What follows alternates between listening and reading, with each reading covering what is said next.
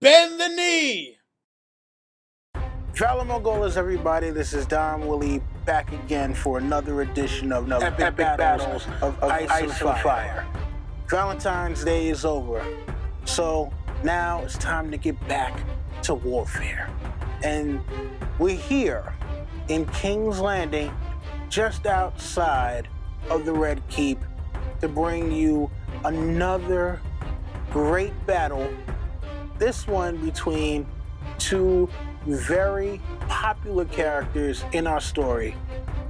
Over here, we have the Lady of Lannister, the Queen Regent, the Lioness, Cersei. And over here, we have the Queen Mother of the North. That's right, Ned Stark's wife, Catelyn Tully Stark. And you know what?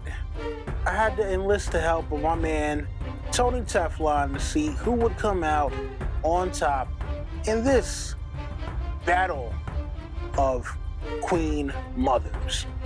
So, let's get it on.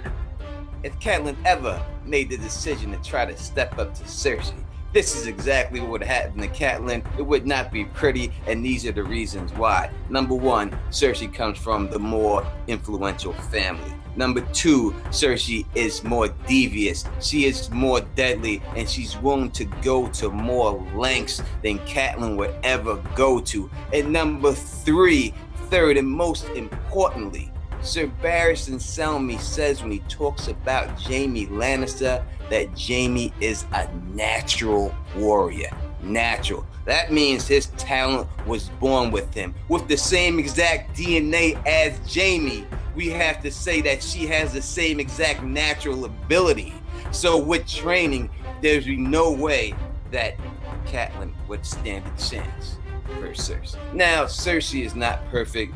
Don't let me make you think that she is. She does have some flaws, and her number one flaw would be that it's possible she could get Jedi mind trick. She's not the sharpest knife in the drawer, we know that, and she does think she's smarter than she is. Cersei is also very emotionally reckless. So I think that would be her biggest weaknesses, would basically be on the mental side more than anything physical.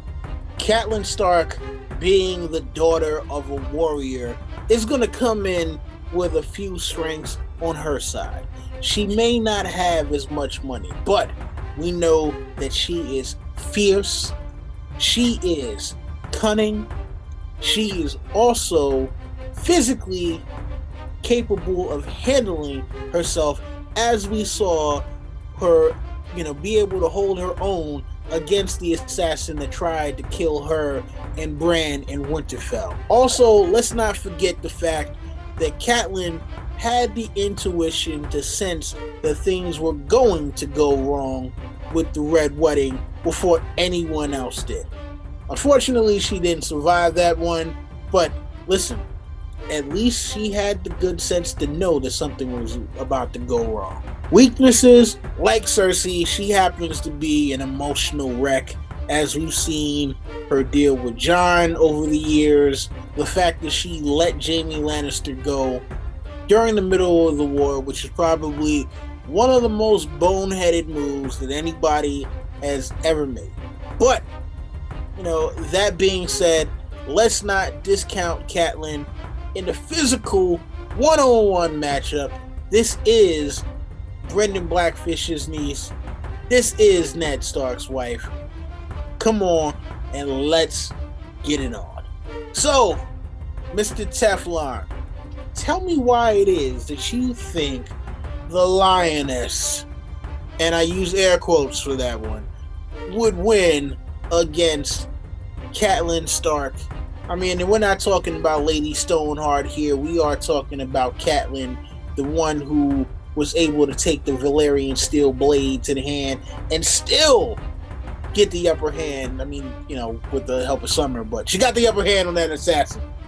Well, she got the upper hand, there's no doubt, but if there was no wolf, she'd be dead too, and so would Bran. And, she did hold the blade down nicely in her hand, but, what was she doing? Just flailing around, kicking. You know what I mean? If that was Cersei Lannister would have took that blade and put that right up that dude's where, because that's how Cersei gets down. The bottom line is this: Cersei Lannister is vicious. She will do whatever it takes to win, and Catelyn will not go there. And for that reason, right off the bat, you have to lean towards Cersei. You seen what happened when Lancel tried to come in there and do something and just smack the arrowhead right back on his chest and knocked him right to his floor. And all the time you hear her when she says to Robin, I should be the one wearing the pants. She knows that she should be the one wearing the pants. She's built for that, and that's the way Cersei gets down. This chick is just a trout. She's just fish. And just like I said, she gets with Cersei, it's fish fillet, baby.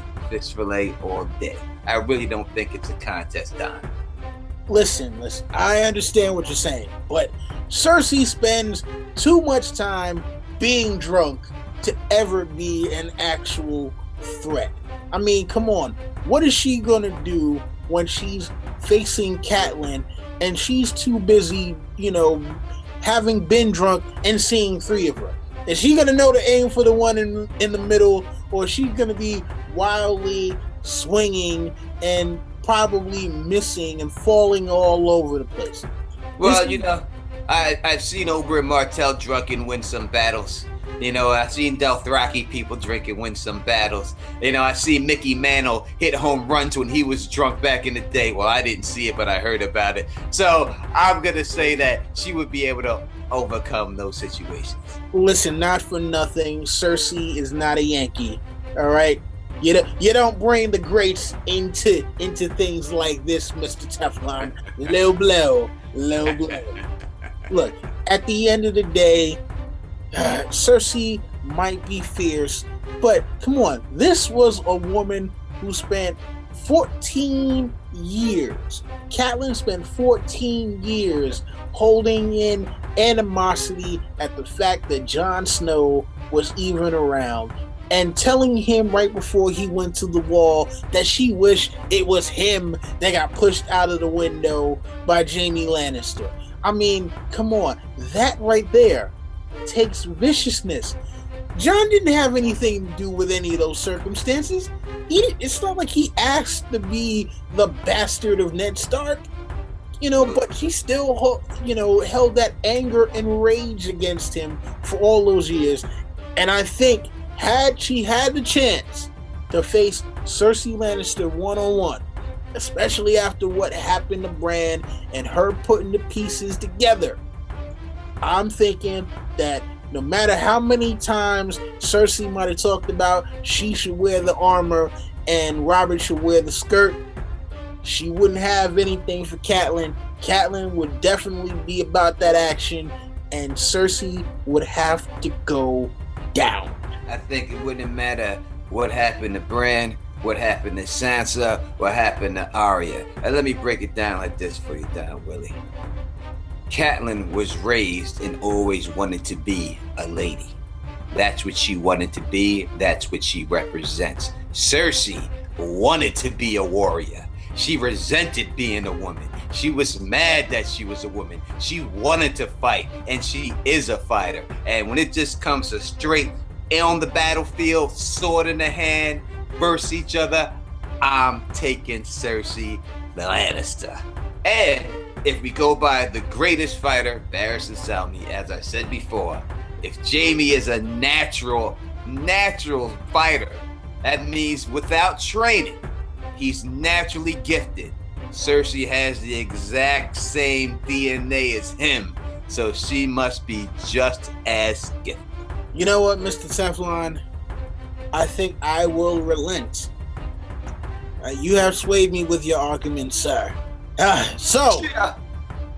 People, it appears that while I have tried to make a compelling argument for what many would see as a heroine of the story, if there were a one-on-one bout, knockdown, drag-out fight between these two mothers, these two great women of this story, when it comes down to who would actually prevail, it looks like Cersei Lannister will come out on top. No doubt, baby. No doubt. And you know, it wouldn't matter. Stoneheart, Catelyn, Cersei's the one on this one. You know, I did want to give it to Catelyn, but Tony Teflon made a very compelling argument. And I mean, listen, it's kind of hard to argue with that man. He is on his game. So, congrats to him and Cersei Lannister, I guess, for this one. Oh man. Well, look, you know what it is. I will be back next week for another spectacular battle. And for the rest of you guys, rate, comment, subscribe, share, tell your friends, come back for more. This is Don Willie saying, Valor Doharis.